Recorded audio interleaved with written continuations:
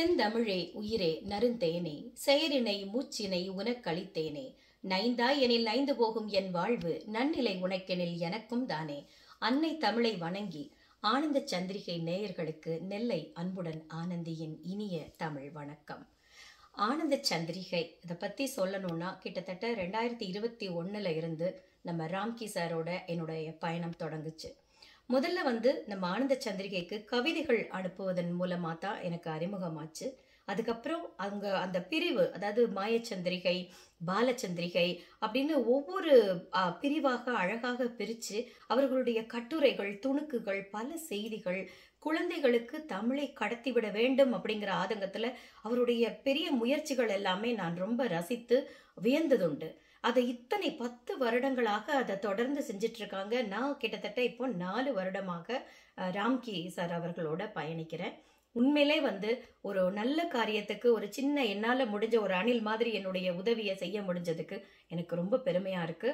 இது மட்டும் இல்லாம அவருடைய அந்த தொடர்பு எனக்கு ரொம்ப பிடிக்கும். எப்படின்னா, ஒரு தடவை நம்ம கவிதை அனுப்பிச்சிட்டோம்னா வருஷம் கரெக்டா ஆண்டு மலரப்போ எந்த ஒரு வாசகர்களையும் விட்டுறக்கூடாதுங்கிறதுக்காக கேட்பாங்க, நீங்க உங்க கவிதைகள், கட்டுரைகள் எல்லாம் எழுதுங்கன்னு சொல்லிட்டு. அப்படி அந்த ஆண்டு மலருக்கும் நான் கவிதைகள் அனுப்பியது உண்டு.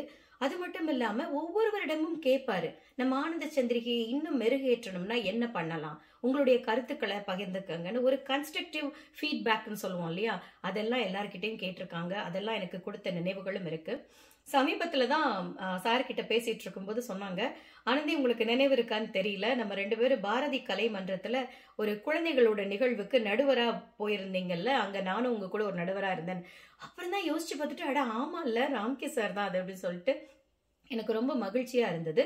அது மட்டும் இல்லாம நம்ம ஆனந்த சந்திரிகையில மாதம் ஒரு போட்டி, ஒரு கவிதையாக இருக்கட்டும், கட்டுரையாக இருக்கட்டும், ஒரு கதை, இப்படி ஓவிய போட்டி, அப்படி தொடர்ந்து கடந்த ஒரு வருடமாக அதுக்கு நடுவரா இருந்து அதை ஒருங்கிணைச்சு கொடுத்துட்டு இருக்கேன். எனக்கு ரொம்ப மகிழ்ச்சியா இருக்கு. என் கூட கன்னிக்கோவில் ராஜா சார் அவர்களும் லாலிபாப் சிறுவர் உலகத்துல இருந்து அவரும் ஒரு நடுவரா என் கூட இயங்குவாங்க சில சிறுவர் நிகழ்ச்சிகளுக்கெல்லாம்.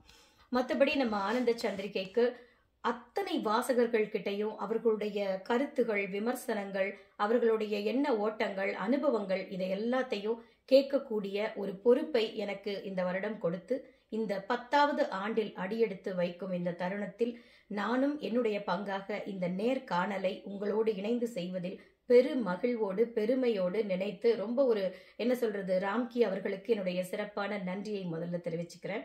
என்னுடைய இந்த ஆனந்த சந்திரிகையோட பயணம் தொடரட்டும் இறை அருளால் அப்படின்னு சொல்லிக்கிட்டு, தமிழ் தாய்க்கு இந்த நேரத்தில் நன்றியை சொல்லிட்டு, மென்மேலும் ராம்கி அவர்களுடைய இந்த ஆனந்த சந்திரிகை சிறகு விரித்து நாடெங்கும் பெயர் பெற்று பல்லாண்டு வாழட்டும்னு மனதார வாழ்த்தி உங்களிடமிருந்து விடைபெறுவது நெல்லை அன்புடன் ஆனந்தி. நன்றி, வணக்கம்.